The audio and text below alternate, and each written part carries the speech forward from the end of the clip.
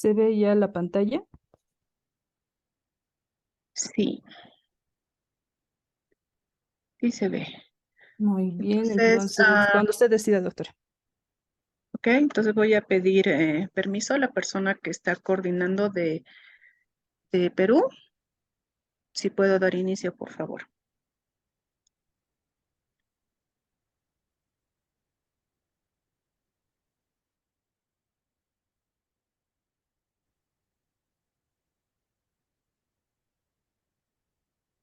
Creo que no me escucha.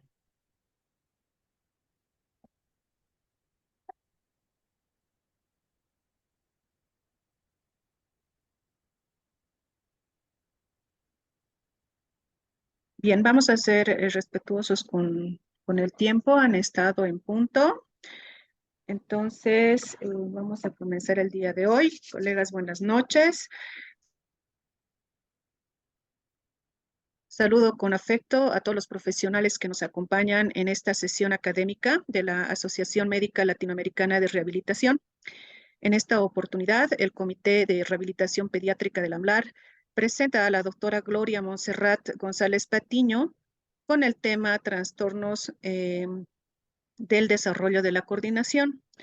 La doctora González cuenta con una licenciatura en medicina otorgada por la Universidad Nuestra Señora de la Paz, Bolivia. Cuenta con la especialidad de Medicina Física y Rehabilitación por el Instituto Boliviano de Rehabilitación de la Caja Nacional de Salud, el curso de alta especialidad en Rehabilitación Neurológica por el Instituto Nacional de Neurología y Neurocirugía Manuel Velasco Suárez, como también la alta especialidad en Rehabilitación Pediátrica por el Instituto Nacional de Rehabilitación Luis Guillermo Ibarra. También es miembro del World Federation for Neurorehabilitation. Es un placer, doctora González, poder Buenas, presentarla esta noche. El audio es suyo. buenas noches. Muchas gracias por la invitación, doctora Mariscal. Y para no dar más vueltas, el día de hoy empezamos con el tema trastorno del desarrollo de la coordinación, ¿no? Para dar un poquito de introducción sobre este tema, vamos a comentar que el trastorno del desarrollo de la coordinación es una patología, un trastorno muy poco diagnosticado, muy poco referido, tanto de centros de primer nivel o de los médicos de primer contacto, no lo conocen como ya un trastorno, por lo tanto la referencia de estos pacientes, en especial al área de rehabilitación, es muy poca, ¿no? Y segundo, que es muy importante, sobre todo para todos los que estamos presentes hoy, que la mayoría somos del área de rehabilitación, es que el trastorno del desarrollo de la coordinación está enfocado en la intervención y el tratamiento, pero de la mano con la CIF. Entonces, su intervención y tratamiento van de la mano con la limitación y la restricción que pueda tener el paciente. Entonces, eso lo hace muy importante para que nosotros lo conozcamos y lo tratemos como médicos rehabilitadores, ¿no? Ahora sí, les muestro aquí.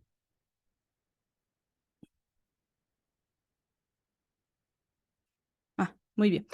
Aquí les voy a mostrar los comentarios que tal vez alguna vez ustedes han escuchado. Son comentarios que se han sacado de libros que describen este trastorno, de cómo los pacientes y las familias se refieren a este trastorno, ¿no? Por ejemplo, una madre que refiere sobre su hijo. Paul es inteligente, pero no podía cortar, pegar ni dibujar. No podía escalar y realmente no sabía correr. Ahí fue donde primero se notaron sus deficiencias, más por otros maestros y profesionales que por mi esposo y yo. Cuando el profesor de gimnasia nos dice que hagamos algo, entiendo exactamente lo que quiere decir. Incluso sé cómo hacerlo, creo. Pero mi cuerpo nunca parece hacer el trabajo. Es el comentario de un niño de 8 años. Y este el de una niña, ¿no? Siempre me eligen al final. Esta mañana todos estaban peleando por qué equipo tenía que tenerme. Entonces vemos aquí comentarios de una alteración motora y también se ve de fondo, si ustedes logran apreciarlo, de frustración, ¿no? Vamos a ir rapidísimo con la historia. Vamos a tocar puntos específicos en la historia del trastorno del desarrollo de la coordinación. A partir de ahora será descrito como TDC o DCD por sus siglas en inglés, ¿no? El primer médico que lo describe es Orton en 1937 y le da lo define como torpeza, una torpeza motora, ¿no? Clemente y Peters ya lo menciona como una disfunción cerebral mínima en el 62. En el 2001, Giger y Kaplan lo describen como una disfunción cerebral atípica, ¿no? Entonces nos damos cuenta que sí todos estaban de acuerdo en que había algo, ya sea con Orton como la torpeza, como una disfunción cerebral mínima, etcétera, pero ya identificaban algún tipo de alteración motora, hasta aquí motora. El DSM-4 y el DSM-5 lo incluyen dentro de su manual. En el DSM-4 lo incluyen dentro de trastornos del aprendizaje y en el DSM-5 está descrito como un trastorno del desarrollo motor. Es importante estos hitos, ¿no? Porque con esto ya estamos identificando que realmente tiene el nombre de TDC. Me olvidaba, en 1994, en un consejo internacional, se define el nombre del trastorno del desarrollo de la coordinación, ¿no? Dos puntos muy importantes que actualmente se manejan en el TDC o en el trastorno del desarrollo de la coordinación es que se han creado las recomendaciones internacionales. La primera, el 2012, y la segunda, el 2019. Son importantes porque estas recomendaciones son internacionales sobre la definición, diagnóstico, evaluación, intervención y aspectos psicosociales del trastorno de la coordinación, ¿no? ¿Qué es lo importante de esto? Nos dan una práctica clínica actualizada, recomendaciones sobre la evaluación y la intervención, una sinopsis crítica de la investigación actual, una sinopsis crítica de los problemas psicosociales que está trayendo el TDC y las primeras recomendaciones que se hacen en adultos. Entonces, hasta aquí vamos a entender que el TDC o el trastorno del desarrollo de la coordinación ha tenido todo un tiempo con distintos nombres. Por ejemplo, síndrome del niño torpe, dificultad de aprendizaje motor, torpeza física. En algunos países de Europa todavía se maneja el término de dispraxia del desarrollo y en algunos países se hizo muy fuerte el término disfunción perceptivo-motora, porque estaba ligado a muchas patologías, a muchos trastornos del neurodesarrollo, perdón. Entonces se lo clasificó como una disfunción perceptivo-motora. Aún en algunos países se maneja este término y debido a sus signos leves o suaves neurológicos que puede presentar el trastorno del desarrollo de la coordinación, se lo conoce como la disfunción cerebral mínima. Sin embargo, ninguno de estos términos actualmente deben ser manejados porque tanto para investigación como para tener un mismo criterio sobre esta patología, todos deben manejar el término trastorno del desarrollo de la coordinación. Aquí les muestro el DSM-5, en el cual el trastorno del desarrollo de la coordinación ya se encuentra dentro de su manual. Está con el código 315.4 y F82 que correspondería al CIE-10, ¿no? Sin embargo, en el DSM-5 no existe una definición en sí, porque la definición está basada en los 4 criterios que ellos presentan, que los vamos a ver más adelante. Por eso les traigo esta definición del CIE-10, que lo define como un trastorno cuya característica principal es un deterioro grave en el desarrollo de la coordinación motora que no se explica únicamente en términos de retraso intelectual general o de cualquier trastorno congénito específico. Aquí les comento también que el trastorno del desarrollo de la coordinación actualmente es considerado por unos, incluso por el manual, solamente como un trastorno motor y en otros como un trastorno ya del neurodesarrollo. Los últimos 20 años ha existido una lluvia de artículos sobre el trastorno del desarrollo de la coordinación. Sin embargo, lamentablemente, ninguno es concluyente en sí, ¿no? Pero ya se está estudiando más este trastorno. Pero tenemos que quedarnos con la idea de que es un trastorno todavía para unos como solamente un trastorno motor y para otros como un trastorno del neurodesarrollo, ¿no? Muy bien. Epidemiología, básico. A pesar de que no existe hasta el momento ¿cómo les puedo decir? una epidemiología exacta debido a que esta patología va de la mano, si quieren, asociada muchas veces a otros trastornos del desarrollo. Entonces, la epidemiología es un poco incierta si vamos a hablar simple o solamente del trastorno del desarrollo de la coordinación.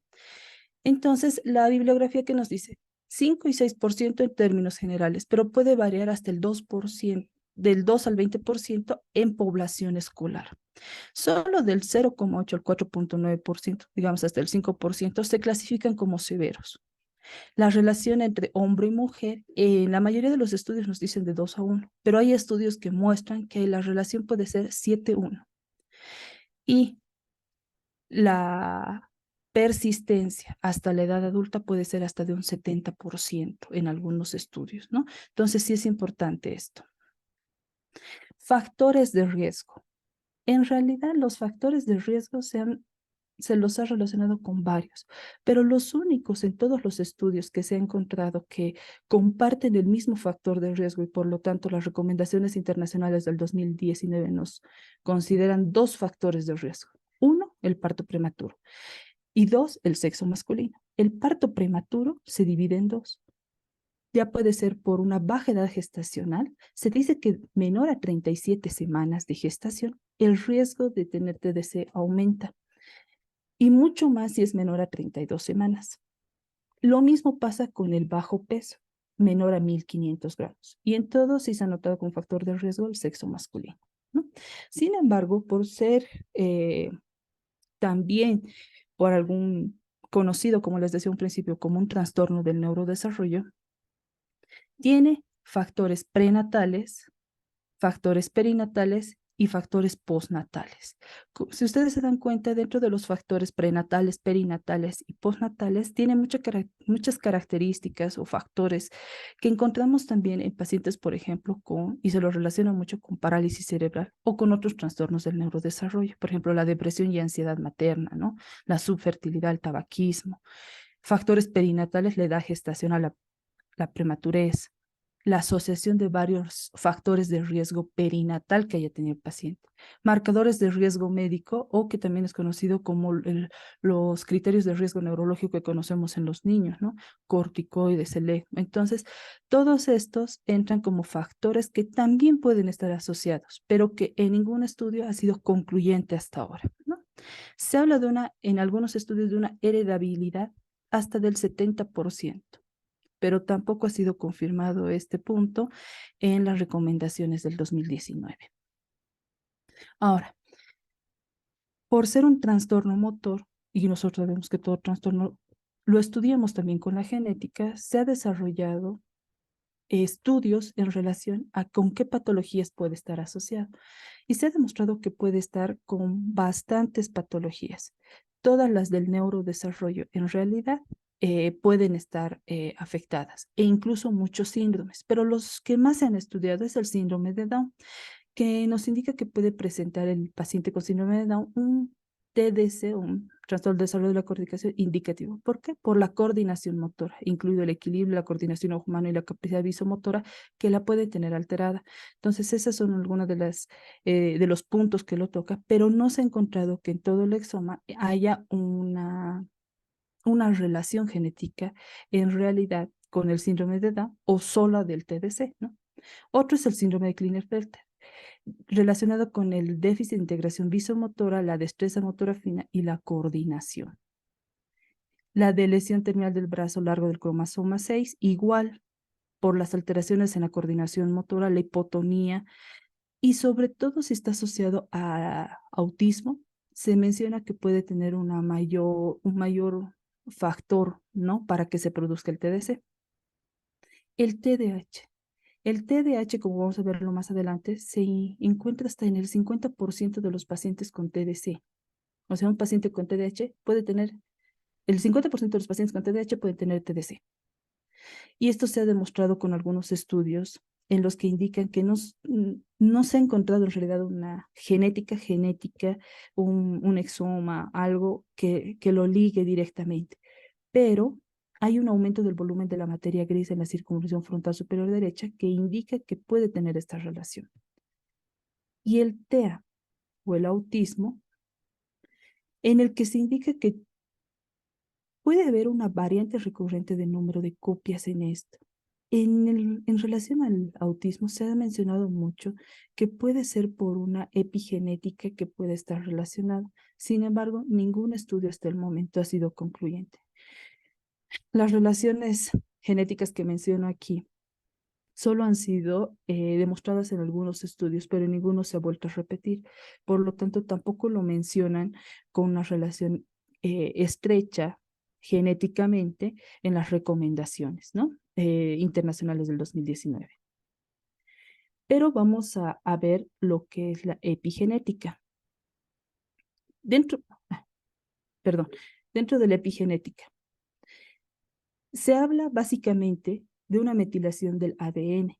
Por eso vamos a tener incluso el parto prematuro, y ahí habla mucho de la depresión en la mamá, exposición a ambientales, tabaquismo, metales pesados, donde hace mucha referencia al plomo y al mercurio, y la unión de todos los factores ambientales. Pero las recomendaciones del 2019 son claras. Aún se encuentra la epigenética en sus primeras etapas y la evidencia actual no es concluyente. Y la genética es relativamente limitada, tanto en el alcance como en la cantidad. Y además porque ninguno de los estudios que se han realizado son homogéneos, siempre están en concurrencia con otra patología, por lo cual decir que el TDC o el trastorno del desarrollo de la coordinación tiene una exposición o tiene una relación genética o epigenética estricta totalmente demostrada, hasta ahora no la hay. Entonces, ¿qué pasa con el trastorno del desarrollo de la coordinación? A lo largo de estos años, desde el 67 casi, se mencionan varias teorías de por qué se produce el trastorno del desarrollo de la coordinación. Teoría de lesión estructural específica. Está directamente la lesión en el cerebro. Teoría de integración sensorial. Sabemos nosotros que una correcta integración sensorial nos permite un movimiento o un control motor incluso más correcto, un control motor correcto. La teoría de los sistemas dinámicos, cómo la influencia de otros sistemas nos pueden causar un trastorno del desarrollo de la coordinación, y la teoría del modelado interno, en el cual se habla mucho de cómo el control motor está dado por el modelado interno, que lo vamos a ver un poco más adelante. Entonces, estas son las teorías que se han dado para el trastorno del desarrollo de la coordinación. Hasta ahora no existe una fisiopatología que sea concluyente, que nos diga, por esto se produce el trastorno del desarrollo de la coordinación, ¿no? Muy bien. Como aquí dice, no existe hasta ahora alguien que nos diga que es la fisiopatología. Lo que sí les podemos decir lo que sí les puedo decir en esta charla es que ya no se habla de una lesión, por ejemplo, a nivel de cerebelo. No, se habla de una disfunción cerebral difusa por las redes neuronales. O sea, no es solamente en un lugar, es una red neuronal, y lo vamos a ir viendo un poco más. Ya se habla de una alteración sensorial. Sí hay alteración sensorial, sobre todo visual, vestibular, en algún caso táctil y sobre todo propioceptiva. La teoría del modelado interno. Sabemos que la teoría del modelado interno, ¿qué nos dice? La planificación, la acción, la trayectoria y la precisión que va a tener el movimiento dentro de lo que vamos a hacer, tiene que ser regido por un modelado interno que tenemos, por una red neuronal que nos va a permitir dar un movimiento preciso, ¿no? El modelado interno, en este caso, se indica que está alterado. Lo vamos a averiguar en un momento en relación a qué. Y también se habla del sistema de neuronas espejo. El sistema de neuronas espejo nos habla de la capacidad de imitación que vamos a tener nosotros, ¿no? Es, por ejemplo, cómo puedo ver la imitación de un objeto, cómo puedo ver una acción y poderla imitar correctamente. Y se dice que este sistema de neuronas espejo está hipoactivo, que no hay una activación completa de este sistema, ¿no? Y por último, lo que sí ahora se maneja es que hay un déficit cognitivo, pero no un déficit cognitivo en relación a que tienen un coeficiente intelectual bajo. Se ha demostrado que pueden tener hasta con una desviación estándar en relación a un desarrollo típico, pero el déficit cognitivo del que se refieren es una disfunción ejecutiva en la planificación y ejecución motora. ¿Qué se ha encontrado en los estudios de resonancia magnética funcional? Disminución de la actividad del tálamo bilateral. Sabemos que el tálamo bilateral va a ayudar a una integración sensorial y esta disminución de la actividad del tálamo bilateral disminuye la atención visual espacial selectiva que va a tener el paciente. Transmite retroalimentación atencional a la corteza visual, pero en este caso disminuida. Por lo tanto, aquí sí entra, gracias a este punto, a estos estudios que se están haciendo con resonancia magnética funcional, es que se dice la gran influencia que tiene la integración visomotora en estos pacientes, ¿no? La segunda, disminución en la conectividad de la corteza sensoromotora del cerebelo y los ganglios basales. Los movimientos motores van a estar disminuidos. ¿Por qué? Porque aprender nuevas habilidades motoras viene también del cerebelo. Equilibrar la información propioceptiva en una postura es propio de estos dos sentidos. Sin embargo, cuando hay una disminución en la conectividad, vamos a encontrar disminución en estas funciones.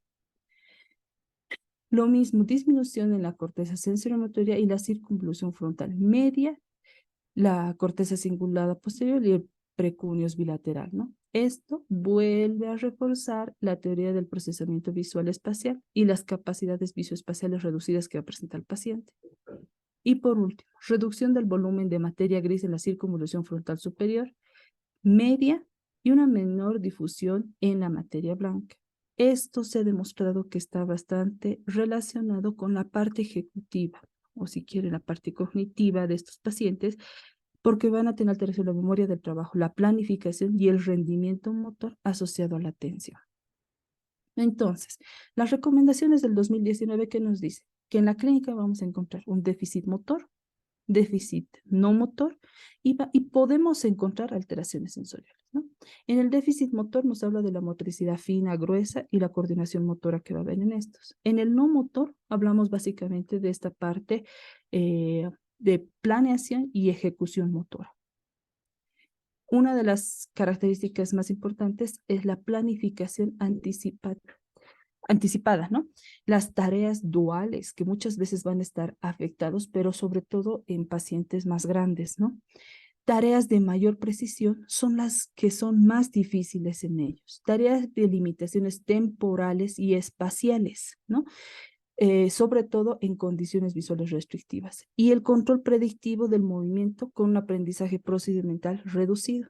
Y la alteración sensorial. La coordinación sensoriomotora está disminuida y el déficit de las funciones visoespaciales. Todo esto va a afectar el control motor, control postural y por ende las ABDs. Este punto hay que volverlo a repetir porque eso sí quiero que se quede en esta charla, es el hecho de que el trastorno del desarrollo de la coordinación es un trastorno muy funcional. Son pocos los médicos que manejan bien la CIF y creo que uno de los pocos médicos que maneja bien la CIF es el médico rehabilitador. Entonces, este trastorno, tanto para su tratamiento e intervención, está relacionado a trabajar la limitación y la restricción del paciente. Entonces, muy importante que la evaluación clínica esté directamente relacionada con la función. Nos podemos hasta olvidar de la parte, si quieren, en un momento de la fisiopatología, etcétera, porque no es algo concluyente hasta ahora. Pero nosotros debemos tratar lo que vemos. En el caso del motor grueso, ¿qué es lo que vamos a ver en ellos? Disminución de la fuerza central del control y el control postural, perdón. Reacciones de equilibrio retardadas. El niño que se cae se tropieza.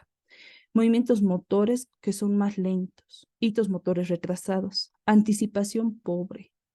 No, cuando dice que no usa el conocimiento del desempeño pasado para prepararse, es como un ejemplo burdo. Yo cada vez que me caigo pongo las manos primero. Entonces a veces ellos no saben que al caerse tienen que poner, digamos, las manos. Entonces eso es un tipo de memoria que nosotros tenemos para poder actuar y esa anticipación la tienen pobre ellos, ¿no? Calidad notablemente diferente de las habilidades para correr y jugar, como veíamos en el comentario en la primera diapositiva. Dificultades para aprender tareas bilaterales, andar en bicicleta, trepar o saltar la cuerda. Y en pacientes más grandes, les digo, por ejemplo, eh, qué sé yo, nosotros, por ejemplo, el poder caminar con el celular y cruzar la calle mientras está el semáforo y poder frenar antes de que nos cruce el auto es una tarea muy difícil. Y este tipo de tareas son tareas que se van jalando y que no se pueden realizar en los pacientes con TDC, ¿no? Posible vacilación y evitación de tareas motoras nuevas o complejas, equipos de juego, clases de gimnasia. Si es algo nuevo y complejo que no va a poder, el paciente lo evita. Poca conciencia de la seguridad. Girar y posicionar el cuerpo con suavidad o subir la escalera. Es el niño que se va a tirar en la silla, se lanza sobre la silla, ¿no? O cae muy pesado. Nivel de actividad sedentaria.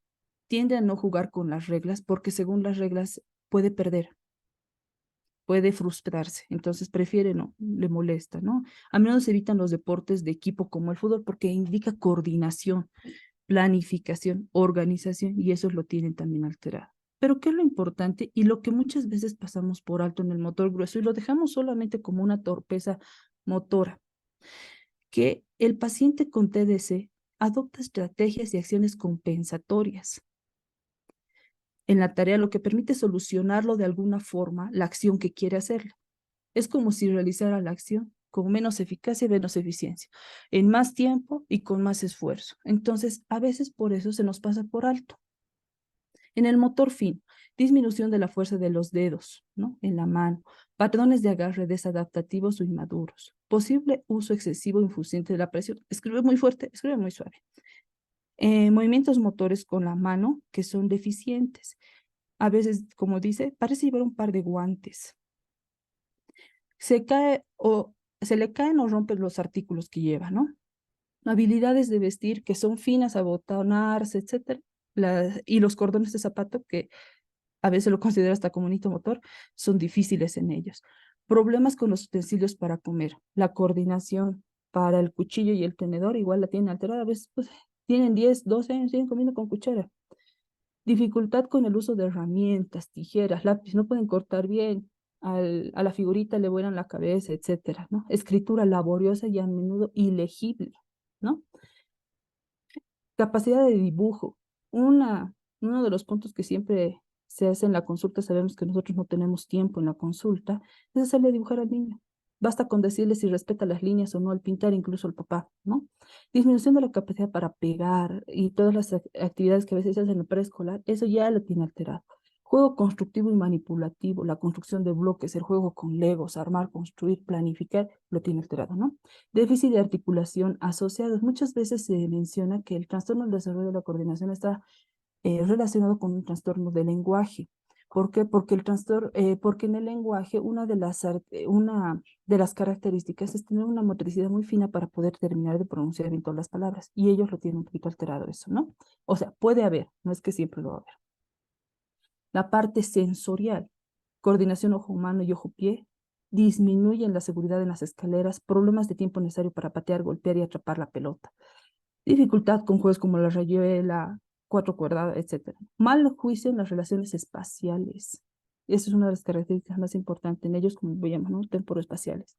Retraso en el desarrollo de conceptos preposicionales y direccionales. El niño que no sabe arriba, abajo, adentro, afuera, pero que ya tiene 10, 12 años, porque podemos entender eso como hitos incluso del desarrollo en un niño pequeño, ¿no? Y que eso tiene que ir evolucionando, pero en estos niños a veces no. Y uno de los puntos que entra aquí también y que a veces también pasamos por de largo es derecha-izquierda. La lateralidad también es importante que el niño ya la maneje bien, ¿no? Y es uno de los puntos que debemos observar. Planificación espacial, rompecabezas, modelos de construcción, juguetes de construcción, es muy difícil en él. Escritura a menudo laboriosa con problemas evidentes de espaciado y tamaño. Un consejo, siempre que a los niños se les hace esto para saber si tiene algún tipo de disgrafia asociada, que escriba en una hoja de papel blanco. El niño a partir ya se considera que más o menos a partir de los 8 años, el niño ya tiene que escribir una hoja bond sin irse hacia arriba, sin irse hacia abajo, tratando de mantener la línea. No tiene que haber una cuadriculación para que él pueda seguir. Entonces se inicia con eso, ¿no? Que escriba su nombre. Y por último, las ABDs. Lentitud para desarrollar la independencia en las actividades de la vida diaria. Dependencia a los papás. Ropa que está al revés o torcida. El niño que dice, yo me pongo la ropa. Como veíamos que pueden tener habilidad o se adaptan a lo que ellos, por ejemplo, no lo pueden hacer, pero lo hacen mal, ¿no? A menudo está al revés o torcido y no se dan cuenta. No se cortan bien las uñas, no se maquillan, atarse la corbata para el colegio, eh, ponerse curitas, el pañuelo desechable, problemas para la pasta de diente en el cepillo de dientes, es desordenado para comer, se derrama con frecuencia la comida, incluso pues en su casa no se da cuenta. Dificultad para verter un recipiente, abrir la lonchera, el sándwich se le cae, pelar la fruta no puede, empacar las cosas no puede, dificultad para las rutinas diarias. Y algo que es muy importante en el paciente con TDC, por eso en las recomendaciones del 2019 ya se habla eh, de la influencia socioemocional que tiene este trastorno, porque el paciente va a tender mucho a la frustración. El paciente se va a hacer a un lado, o internaliza lo que tiene o externaliza, pero el paciente va a tener problemas socioemocionales. Puede ser inmaduro, dificultades de comportamiento, o es rebelde o es el payaso del curso, ¿no? Puede ser introvertido y ansioso, competitivo, odia perder porque ya no quiere frustrarse, autocrítico. A veces ellos mismos, soy estúpido, a menudo se frustra fácilmente, puede experimentar depresión, dificultad para mantener amistades, prefiere jugar solo, sentimientos de baja autoestima, percibido por los demás como vago, sobreprotegido. Y este es un punto muy importante porque los mismos papás exigen eso. Entonces el niño no solamente lo tiene en el colegio, lo tiene también en el hogar. En el caso de los adolescentes no tiene pasatiempos extracurriculares, etcétera. Entonces es más aislado. Ahora, con todo lo que hablamos de las cosas que podemos encontrar, que es un pantallazo, se ha estudiado mucho si podemos encontrar tipos. Entonces lo clasificaremos, se dijo. El trastorno de desarrollo de la coordinación, si tiene tantas influencias, como veíamos, visomotoras, de motricidad gruesa, motricidad fina, entonces lo trataremos de eh, poner en grupos para saber cómo intervenirlos, para saberlo cómo tratar y cómo intervenir de una forma temprana, ¿no? Sin embargo, no se ha podido, porque cuando se trata y se hace estudios de estos pacientes, de nuevo tenemos el mismo problema. Vienen con patologías concurrentes o asociadas, entonces saber que estamos tratando solamente al paciente con TDC es difícil. No son estudios homogéneos, muy heterogéneos, ¿no? Lo único que se ha llegado es a saber que existe en el TDC una alteración o dividirlo en dos grupos. En los pacientes con una alteración, la planificación motora, como bien si quieren más cognitivo, y en la ejecución motora, que muchas veces es un poquito más motor, o que pueden tener los dos como mixto. También se ha hablado de que solo son motores gruesos, motores finos, solo sensoriales, que también puede haber. Solo que en todos estos lo único que ha primado es que todos tienen una alteración en el equilibrio, pero tampoco es algo que está definido y tampoco se lo incluye en las recomendaciones del 2019. La evaluación clínica. Todo paciente con trastorno del desarrollo o del neurodesarrollo, muchas veces nosotros simplemente vamos a lo importante. ¿Y qué es lo importante? Y con lo que ya nos damos un pantallazo de todo lo que va a ocurrir, es la historia clínica. Sin embargo, la evaluación clínica en un buen ojo clínico nos podría dar muchas de las pautas. ¿Por qué les menciono y he hecho un acápite de evaluación clínica? Porque hasta el momento el TDC está siendo, si quieren, diagnosticado con las características que hemos visto, que motora gruesa, motora fina, etcétera, y con estudios como cuestionarios o pruebas motoras. Sin embargo, muchas veces las pruebas motoras tienen su costo y tienen que saber hacerlas. Vamos a ver ahorita las pruebas, pero entonces es un poquito difícil hacer la evaluación clínica. Aquí yo les voy a dejar algunos tips de cómo se debe hacer la evaluación clínica en el trastorno del desarrollo de la coordinación. El primer punto que deberíamos valorar en un niño en el que sospechamos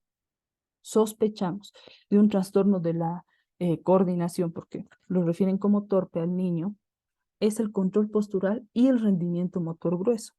¿Qué es lo primero que hacemos nosotros? Inmediatamente nos vamos a hitos, ¿no? hitos del desarrollo. Pero el hito del desarrollo no hasta los 5 años, sino hasta más grandes, como sabemos que la marcha se desarrolla por lo menos hasta los 12 y en algunos casos hasta los 14 años. Entonces nosotros debemos hacer todo ese camino en el niño, ¿no? Entonces hacemos esa evaluación del neurodesarrollo en el niño.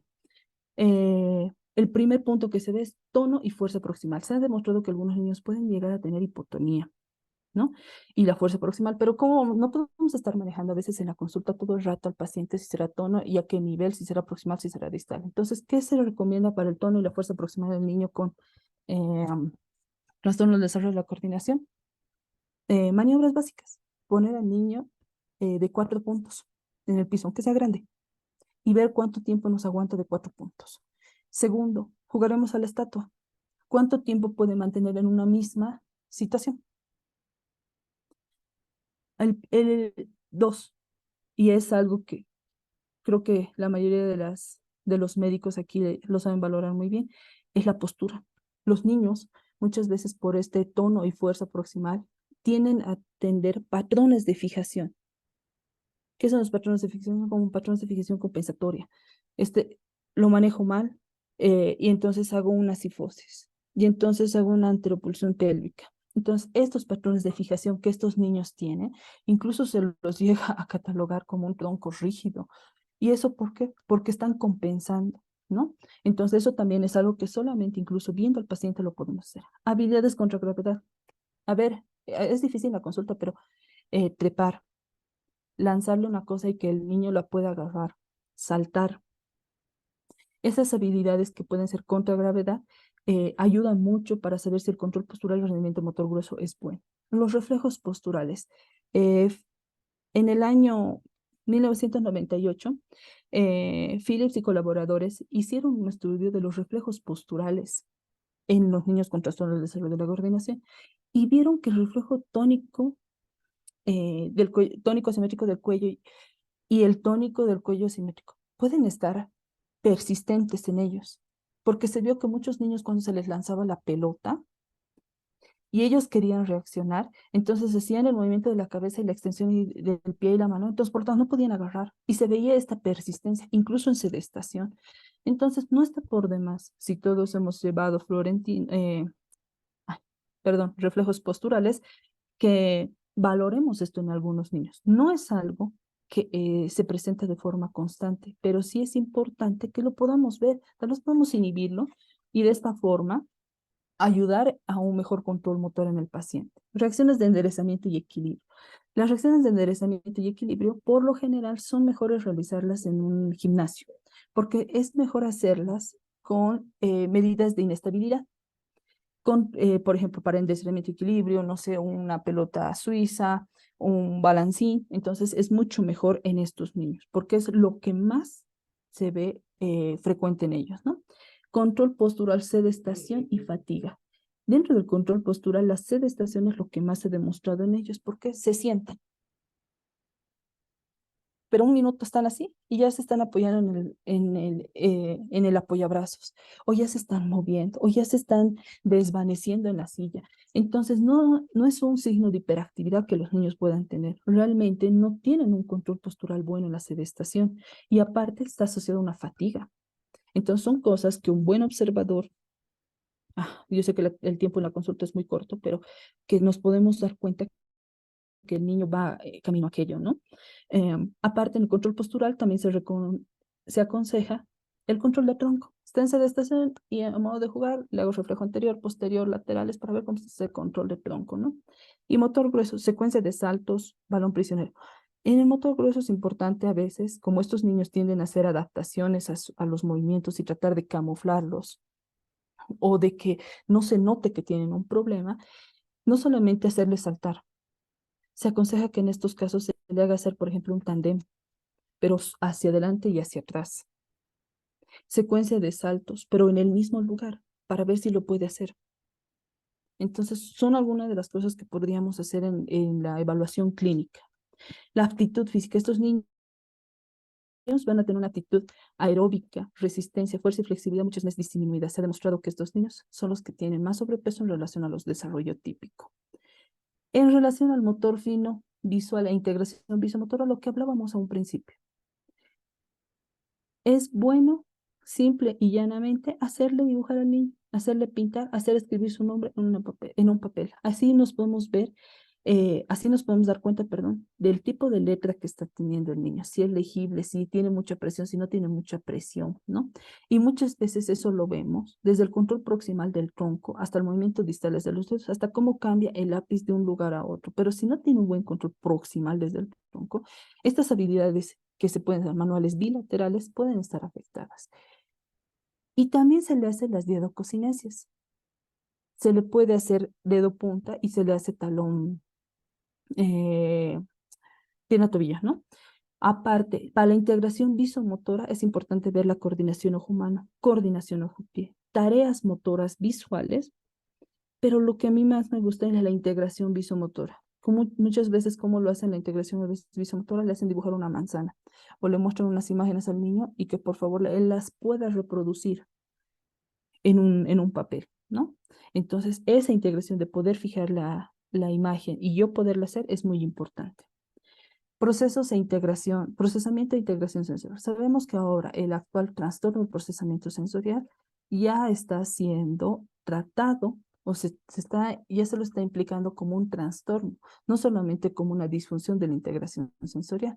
Entonces, muy importante muchas veces en estos niños hacer test para ver si tiene algo o alguna alteración en el perfil sensorial, ¿no? Entonces, sí es importante. Y en estos es importante ver dos cosas que se han notado en estos pacientes. No solamente ver si táctil, perceptivo, auditivo o algo así como cuando valoramos el niño con TEA o TDAH, ¿no? Sino que también en ellos tenemos que ver la integración de múltiples entradas. Se ha demostrado que, por ejemplo, hay niños con TDC que pueden manejar la bicicleta bien en el patio de su casa, donde conocen el terreno, donde nadie les molesta, donde nadie los ve, donde no tiene ningún otro tipo de influencia que sea desconocida. Pero si usted lo lleva a un parque al niño, donde hay múltiples entradas, la chiquita gritando, un niño que va a pasar corriendo, el sol, etcétera, eh, hay una alteración en estos niños. Entonces, esa integración de múltiples entradas es como el ruido ambiental, si quieren, en un curso en algunos niños que vemos con trastorno del neurodesarrollo, es lo mismo con este. Entonces, hay que ver esas. Y la discriminación sensorial, a veces no tienen discriminación sensorial. Praxis y planificación motora. Es muy bonito porque se le muestran los juguetes al niño. Cuando hablamos de tipo de juego del niño, lo podemos ver la praxis y la planificación motora, incluso cómo se describe, ¿no? Es el niño que entra a la habitación, ve varios juguetes y no sabe cómo jugar, no sabe ni cuál tomar. Y cuando lo toma uno, no sabe cómo jugar. Esa es la alteración, la praxis y la planificación motora. O cuando está agarrando el juguete, y por ejemplo las niñas, ¿no? Cuando están jugando, qué sé yo, con las Barbies están jugando, que primero vamos a ir a esto, que la Barbie se ha peleado con esto. Entonces van creando una secuencia de juegos, ¿no? Este niño no lo puede hacer o lo hace mal. No hay que olvidar que los signos y síntomas, si quiere, del trastorno del desarrollo de la coordinación son más cualitativos que cuantitativos. Entonces hay que ser muy observador, ¿no? Y de nuevo, hay que ver la eficacia y la eficiencia, si quiere, el tiempo y cómo lo hace. Tal vez gasta mucha energía. Tal vez hace lo que usted la tarea, no sé, armar el rompecabezas, pero ha tardado 3 días, lo que debía haber tardado una tarde, pero lo hace. Entonces el papá ya está tranquilo. Entonces, cosas a lo que hay que observar. Estas son las pruebas de evaluación. En relación a la evaluación motora, existen varias, ¿no? Para la elaboración de estas pruebas se ha hecho un largo camino, ¿no? Porque muchos países las han ambientado directamente a los suyos, están específicas para algunos países, con normas, cultura de esos países, y no se las ha sacado a otros lugares, ¿no? Y hay otras que solo se dedican a la motricidad fina y gruesa, otras motricidad más movimiento, y son todas estas las más importantes, las que vemos en las imágenes. Las tres primeras que vemos, que es la de Makar, la de Peabody y la prueba del desarrollo motor, se utilizan mucho para hitos motores y para medir la motricidad fina y gruesa de los niños. Como ustedes ven, los límites de edad también varían un poco, ¿no? ¿Qué es ¿Qué es lo importante de estas? Es que si nosotros vemos que un niño tiene un predominio de estas áreas y que queremos enfatizar qué es lo que necesita el niño, podemos hacerle estas pruebas. Podemos hacerle esta prueba también, mejor dicho. Estas de aquí arriba que vemos, lamentablemente son poco utilizadas debido a que muchas de estas están hechas directamente para esos países. No tienen ningún tipo de transculturalidad, ¿no? En sus evaluaciones, validaciones en otros idiomas, muy difícil. Entonces, normalmente no se las utiliza. Aunque muchas de estas, como la MBT, sobre todo, y esta de la coordinación práctica motora, son muy interesantes para equilibrio y praxis. Y las de motricidad y demás movimiento, que son estas, sí se las utiliza un poco más, pero sin embargo, ninguna de estas pruebas hasta ahora está calificada con una sensibilidad y una especificidad altas. Por lo tanto, puede haber sesgos. Entonces, estas pruebas de evaluación motora nos ayudan a llegar al diagnóstico. Son pruebas que nos van a ayudar, pero no son pruebas concluyentes, ¿no? La que más he utilizado, la que actualmente más se utiliza, lamentablemente hay que comprarla, hay que pagar por esta prueba, es la MAP, ¿no? Que es la batería de evaluación del movimiento para niños, creada por Henderson Sur en la primera edición y la segunda edición del 92 y el 2007. Es de 3 años a 16,11 meses hasta los 16 años. Motricidad fina y gruesa, son 24 pruebas, se ve destreza manual, apuntar, atrapar, equilibrio, porque te viene con todo su maletín, ¿no? Con todas las cosas que tienen que hacer. Lista de verificación para maestros, está traducida al español, por eso también nosotros la podemos usar. Lamentablemente es el costo, si no me equivoco, está como $1000 la prueba, o sea, todo el equipo, y aparte hay que ver bien los percentiles. Entonces, ese sería el problema, ¿no? Pero hasta ahora, la MAP es la que más sensibilidad y especificidad ha mostrado en relación a otras pruebas. Sin embargo, también se lo menciona en las recomendaciones, es menor al 90%. Por lo tanto, se menciona que 10% de todos los niños que pueden ser evaluados, y si queremos utilizar como único criterio la MAP, no van a ser catalogados como TDC. Entonces, todo es sugerente, nada es definitivo. Por eso debe entrar mucho criterio médico, ¿no? Pero la MAP sigue siendo la de referencia, ¿no? Ahora, también podemos hacer pruebas, encuestas y pruebas de evaluador, ¿no? La más conocida y la más usada es la de CDQ. ¿Por qué? Porque tiene más sensibilidad, más especificidad, y en los estudios es la que más se está utilizando, entonces incluso vale como eh, una validez de concurrencia, ¿no? Entonces es la que más se utiliza, se la puede utilizar, ¿no? Aparte tenemos la lista de verificación de habilidades de movimiento para los.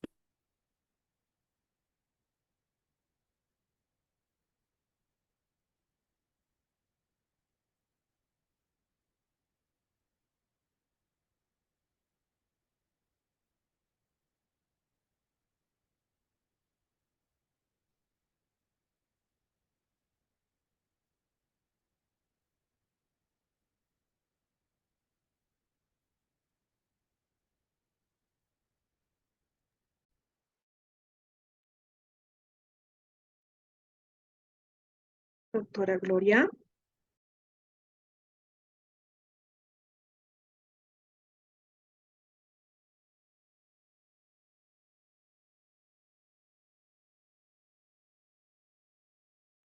Buenas noches. La doctora Gloria ha tenido un problema con el internet. Les agradezco un poco de paciencia. Se está volviendo a conectar.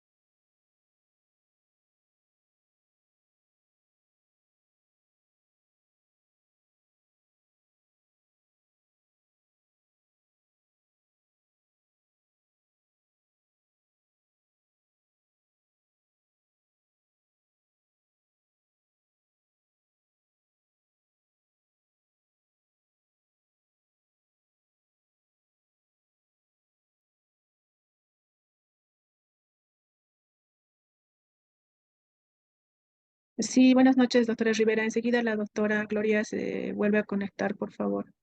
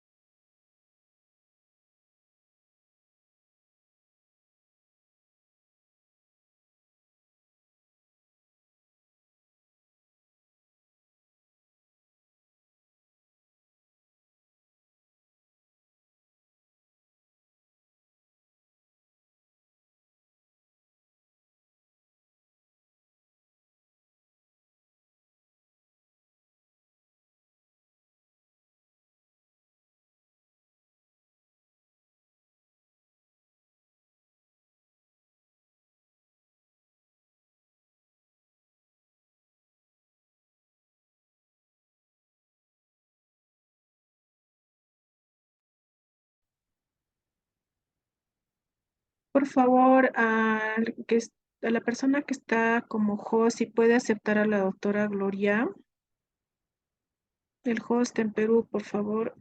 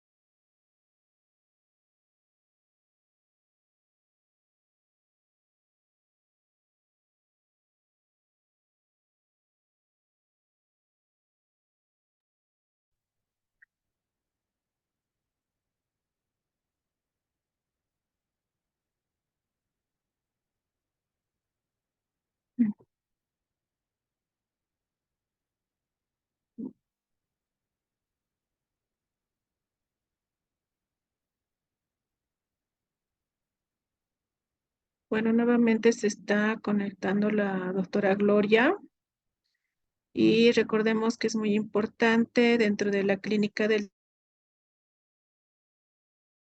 TDC, como nos explicaba la colega, tomar en cuenta el déficit de motor, el déficit no motor y la alteración sensorial en estos pequeños.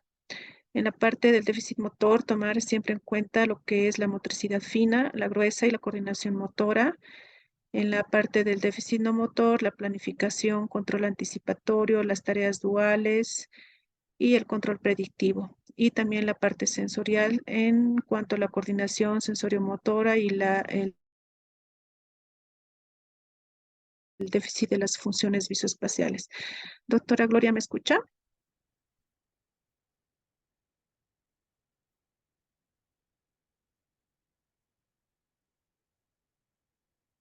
Doctora Gloria.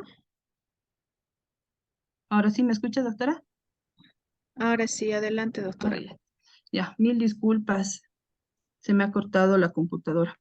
Bueno, entonces estamos hablando en relación a a las encuestas y pruebas de evaluación. Entonces son varias, ¿no? Desde los cuestionarios que solo queremos ver la observación motora, ¿no? En la que queremos ver las habilidades de movimiento para los primeros años. Entonces hay varias, incluso la de MAP trae su lista, ¿no? De verificación como se la menciona, ¿no? Se puede utilizar cualquiera, en muchos casos se utiliza incluso dentro de las encuestas y pruebas de evaluación, pruebas para medir las ABDs. ¿Por qué? Porque estamos hablando de nuevo de la cifra, ¿no? Entonces tenemos que saber que esas cosas también son importantes. Todo esto no es concluyente, solo nos ayuda a tomar, nos ayuda a conducir al diagnóstico. Muy bien. ¿Cómo se hace el diagnóstico? El diagnóstico se lo hace con la historia clínica, todo lo que hemos hablado hasta ahora, el examen clínico, los cuestionarios que nos van a ayudar a conducir más porque ya son más específicos, en especial el DCDQ, que es específico del TDC, pruebas como el MAP, que hasta ahorita es la más estudiada, y por último, se termina de realizar con los criterios del DSM-5.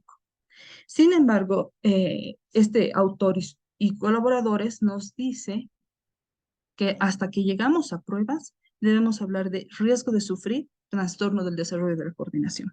Porque incluso en el MAP, cuando sacamos la puntuación completa, se nos habla de riesgo de TDC, nada es concluyente. Entonces, todo esto es para que nosotros lleguemos y veamos con el DSM-5, ¿no? El diagnóstico con el DSM-5. En el DSM-5 se habla de 4 criterios. El primero, que la adquisición y ejecución de habilidades motoras coordinadas están muy por debajo de lo esperado para la edad cronológica del individuo y la oportunidad de aprendizaje y el uso de aptitudes. Pueden ser, que se manifiestan como torpeza, lentitud en la realización de las habilidades motoras, ¿no? El segundo criterio nos indica que el déficit de actividades motoras del criterio A, lo que mencionábamos en un momento, interfiere de forma significativa y persistente en las actividades de la vida cotidiana, ¿no? Y es ahí donde tenemos que hacer mucha referencia a la CIF, ¿no? Limitación y restricción, por ejemplo, en la participación. Aquí que vemos afecta la productividad académica escolar, actividades prevocacionales y vocacionales, ocio y juego. El C, los síntomas comienzan en las primeras fases del periodo del desarrollo, ¿no? Y aquí las recomendaciones del 2019 nos dice, aunque no siempre se identifican hasta la adolescencia o la edad adulta. Y es importante porque el DSM-5, a pesar de que está dirigido a que sea criterios para niños, también ahora se lo incluye como para la edad adulta, ¿no? Los criterios que se pueden utilizar.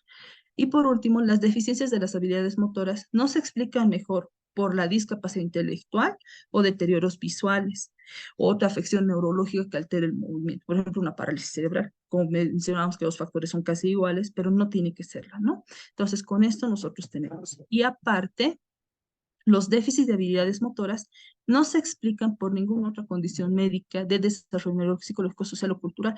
E incluso en el CIE-10 nos hablan que trastornos del aprendizaje no deben ser, trastornos, perdón, de la marcha no deben ser considerados, ¿no? Eh, si hay un trastorno de la marcha por algo orgánico, no debe ser considerado lo que especifica la CIE-10, ¿no? Exámenes complementarios, uno diría que podríamos hacer, no sé, análisis de laboratorio, electroencefalogramas, etcétera. Sin embargo, ninguno de los exámenes complementarios es concluyente. En el año 2020, Browns y colaboradores hacen un estudio transversal en el cual hacen, eh, estimulan con imágenes y a través de movimientos a pacientes para ver cómo se puede, qué activación hay cerebral a través de la resonancia magnética funcional. Y se ve diferencias generalizadas en parámetros de difusión, sobre todo a nivel parietal y de la corteza sensorial, ¿no?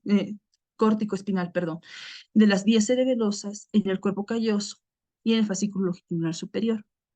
Pero estos siguen siendo pruebas que no son totalmente heterogéneas. Perdón, no son totalmente homogéneas, son heterogéneas, que puede haber concurrencia con algo más, ¿no? Lo cual no es específico, ¿no? Pero en esta, lo más importante que se saca de este estudio es que sugiere que hay una alteración en el desarrollo axonal y que este puede ser la alteración de la red neuronal, que mencionábamos, un principio que no es específico, sino es de la red neuronal, que puede causar el TDC. Por este tipo de estudios es que se considera que el TDC es un trastorno del neurodesarrollo. Ahora, las recomendaciones del 2019 no habla de comorbilidades, se habla de patologías concurrentes. ¿Por qué?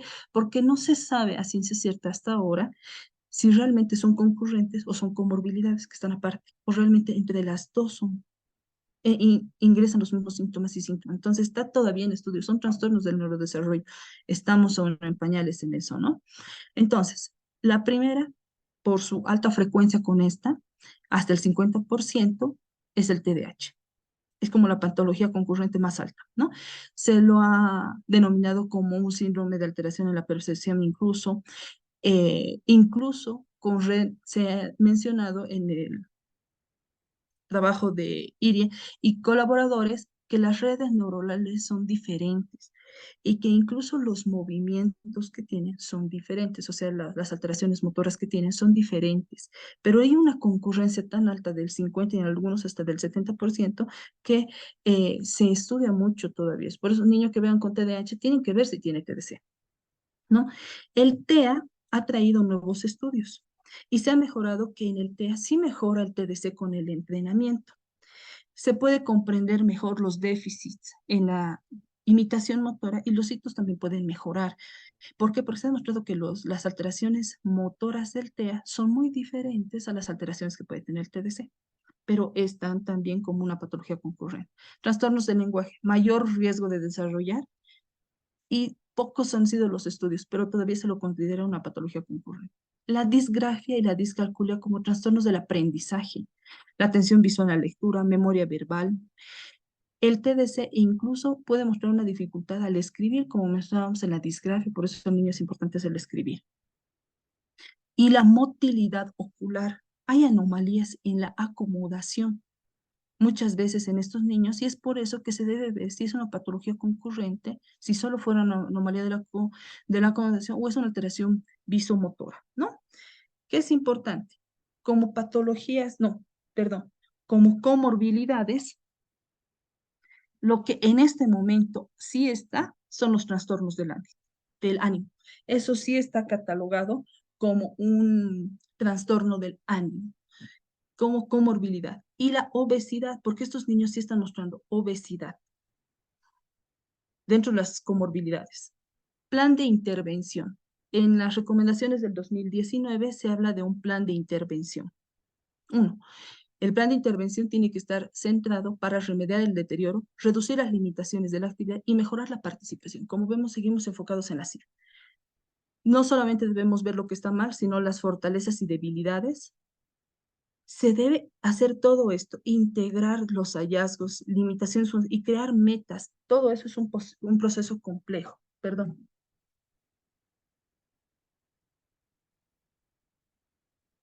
Ya. Es un proceso complejo. Los objetivos deben ser a corto y largo plazo. Es aconsejable que se utilicen las F-words para ver que dentro de las F-words que ya se utiliza bastante, por ejemplo, para los niños con discapacidad, que todos estos estén incluidos. Metas y objetivos para el desempeño funcional diario y del niño, no aislados. No es como, está mal su motricidad fina, eso trabajaremos primero. No, tienen que ser metas y objetivos para el desempeño funcional. ¿Qué es lo primero que se hace? Muchas veces, y porque tiene ya dentro de su etiología esto, se hace la integración sensorial, porque hay que ver si hay un trastorno de procesamiento sensorial, y se obtienen respuestas que resultan en una mejor organización de la información sensorial para mejorar la participación y la generalización de las habilidades funcionales. No se ha demostrado una terapia de integración sensorial que sea específica para el TDC. Depende de lo que tenga el paciente. Intervención sensoriomotora. Sí se ha demostrado que la intervención sensoriomotora ayuda. Por eso, por ejemplo, si le vamos a hacer cualquier ejercicio, por ejemplo, que el niño tiene problemas motores gruesos, como se ve en la primera imagen, de saltar la cuerda, se lo va a hacer por fases y podemos usar, se menciona, por ejemplo, para este caso, una cuerda más corta, para que la sienta, una cuerda, perdón, de saltar más pesada, para que la sienta mejor. E incluso en algunos casos se indica que debe hacerlo más lento. ¿Para qué? Para que tenga la mecánica de aprender a hacerlo, como una intervención sensoriomotora. En otros casos se indica que dentro de la intervención sensoriomotora, por ejemplo, se puede hacer lo de la patineta con la niña, para que la niña busque esa integración sensoriomotora a través de la parte táctil, propioceptiva, etcétera, ¿no? Para el caso de las disgrafias que hay, muchas veces les dice pónganle pesas. E incluso en algunos estudios se recomienda la equinoterapia. Aprendizaje motor. El aprendizaje motor debe estar construido en tres partes. Etapa cognitiva, cuando el paciente aprende el movimiento, lo va a hacer mal, pero lo está aprendiendo. Etapa asociativa, cuando lo empieza a repetir y mejora la acción. Y la etapa autónoma, cuando lo hace de una. Es como cuando lanzamos el horno. Al principio torpes, no sabemos lanzarlo. La etapa asociativa lo hacemos mejor cada vez. En la automática podemos darle directa donde queremos. El único aprendizaje motor que hasta ahora ha sido podemos decir que ha mostrado mejor función con este trastorno del desarrollo de la coordinación es el orientado a las tareas, ¿no? En la que el terapeuta ocupacional, porque el que más entra aquí es el terapeuta ocupacional, ¿no? Debe hacer lo que vemos en el dibujo. Por ejemplo, tiene una alteración en el juego, va a ver qué alteración en el patear, va a ver en qué lugar está la alteración. Y de acuerdo a eso, establece una meta, una planificación, hacer y verificar. Y esta es la parte importante porque hace la verificación y el paciente también la hace. Dentro del aprendizaje motor se encuentra también la teoría ecológica, ¿no? En la que no solamente el terapeuta lo va a hacer, sino que también va a estar asociado a que el conjunto familiar lo haga, ¿no? O el maestro incluso. Entonces se trabaja de una manera conjunta. Para el aprendizaje motor es muy bueno, en especial para los papás, porque el papá entonces no solamente lo va a llevar a patear la pelota, sino que él también va a aprender a ver en qué momento el niño, digamos, está alzando mal la cuchara.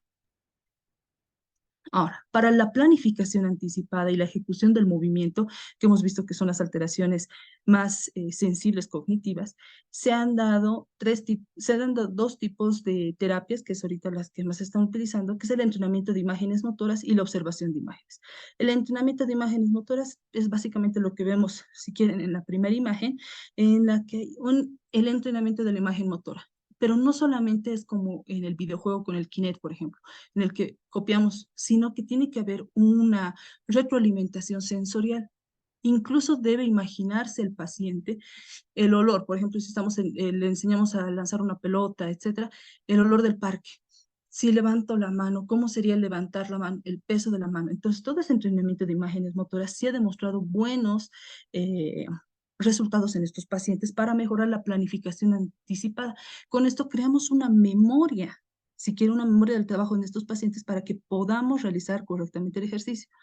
Y esto está muy asociado, y deberíamos seguirlo con la observación de imágenes, en la que el paciente debe ver en una secuencia lo que debe hacer. Muchas veces la observación de imágenes en los niños se hace, por ejemplo, cómo debes vestirte bien. Entonces, primero se mete una mano, luego se mete la otra mano, o primero la cabeza. Entonces, él tiene que aprender a través de la observación de imágenes que se le pone al niño como una terapia de cómo debe hacer el procedimiento. Y a partir de ver esa repetición, se crea una memoria para que el paciente tenga una planificación anticipada y una ejecución motora con un control motor correcto.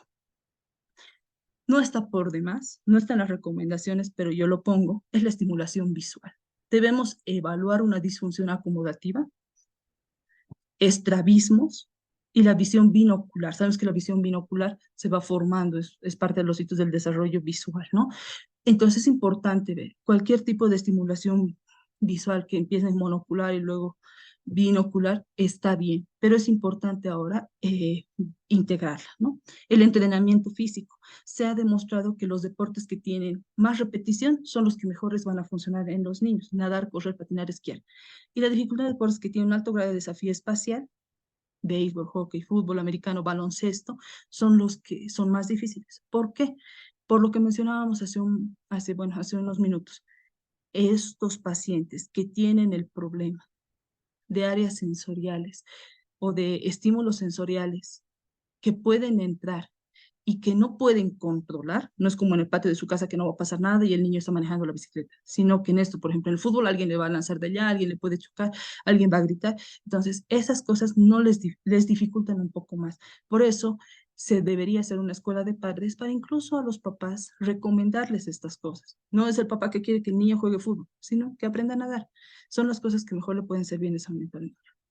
Y por último, les dejo, este es el testimonio de una mujer de 20 años con trastorno del desarrollo de la coordinación, que hasta ahora, que no ha sido diagnosticada, que tarda mucho en escribir su trabajo, le cuesta prestar atención, andar en bicicleta, agarrar lápiz, escribir a máquina, y trae problemas en el trabajo. Y por último, estrés, se aísla. Entonces, estas son las consecuencias del TDC, muchas de las cuales, lamentablemente ahorita, tal vez muchos de nosotros hemos visto, tenemos, no sé. Muchas gracias por su tiempo. Espero les haya gustado. Muchas gracias, doctora Gloria, por su excelente ponencia. Ha sido muy didáctica, con muchos ejemplos y muy estructurada. No sé si en el auditorio hay alguna pregunta, por favor. Y doctora Gloria, quisiera preguntarle, ¿qué se debe realizar en caso de un paciente con comorbilidad como autismo, por ejemplo, y TDC? Sí, es importante la concurrencia que veíamos y mencionábamos, ¿no? Por ejemplo, del TDC con otros trastornos del neurodesarrollo. Entonces, en las recomendaciones del 2019, ¿qué nos menciona?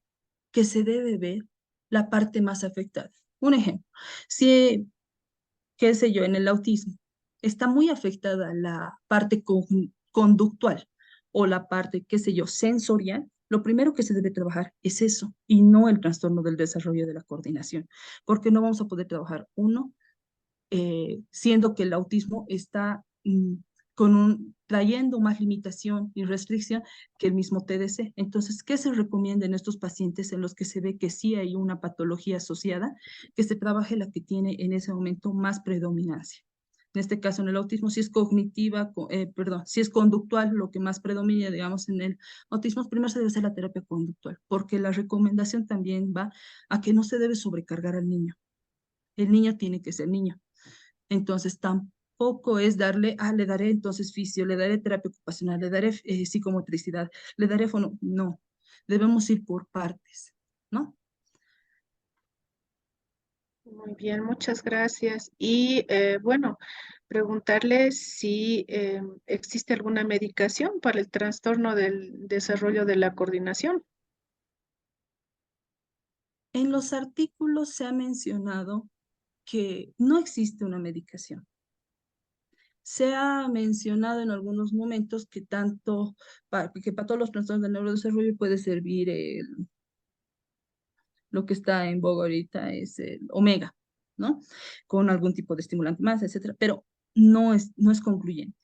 O sea, no hay un resultado que nos diga que sí va a ser. Lo único que sí se ha demostrado hasta ahora es que en relación al TDAH, muchas veces cuando se trata el TDAH y el TDC, la ayuda del metilfenidato sí es buena, pero es la única referencia o recomendación que se hace en el tratamiento de una patología asociada como tratamiento farmacológico. Excelente, muchas gracias, doctora Gloria. Bien, si no hay más preguntas, a nombre de bueno, la doctora Astrid Barneola, el Comité de Rehabilitación Pediátrica estaría cumpliendo la actividad académica del día de hoy. Entonces voy a ceder la palabra a nuestra presidente, por favor, doctora Astrid, para poder clausurar esta sesión, doctora. Buenas noches, colegas. Gracias por su participación. Agradecer a la doctora Gloria por su excelente ponencia. Y bueno, continuamos trabajando en hablar. Bueno, pues tenemos nuestro próximo congreso el 30 de octubre al 3 de noviembre. Los esperamos a todos ustedes. Y bueno, hablar siempre apostando por la capacitación médica y mejorar las competencias de los médicos rehabilitadores en Latinoamérica y el mundo. Y estamos dispuestos a seguir apoyándolos en todo lo que sea capacitación y el congreso AMLAR. Muchísimas gracias por su participación. Me quedaría una pregunta para la doctora Gloria. Por ejemplo, en un niño, ¿a qué edad ya podemos empezar a detectar problemas en la coordinación? Y si hay algún test específico para niños menores de 1 año para evaluar la coordinación. Ya, muy interesante la pregunta y eso se me ha ido en la exposición. Las recomendaciones del 2019 indican que el diagnóstico del trastorno del desarrollo y de la coordinación se debe hacer a partir de los 5 años para adelante. Entonces, ¿qué es lo que se debe hacer? A menos de 5 años para abajo es un control de los hitos motores. Se debe hacer un control específico como de un paciente de riesgo neurológico. Como veíamos en la charla, los factores de riesgo del niño con TDC son muy similares a los que puede tener un paciente con riesgo neurológico. Entonces debe hacer. Ahora, si vemos que es mucha, se puede intervenir, por ejemplo, con la psicomotricidad, pero no hay un test más que, le muestro, no hay un test en realidad que haga a menos de 5 años específicos para ellos. Ninguno le va a traer a menos que solo vea hitos motores.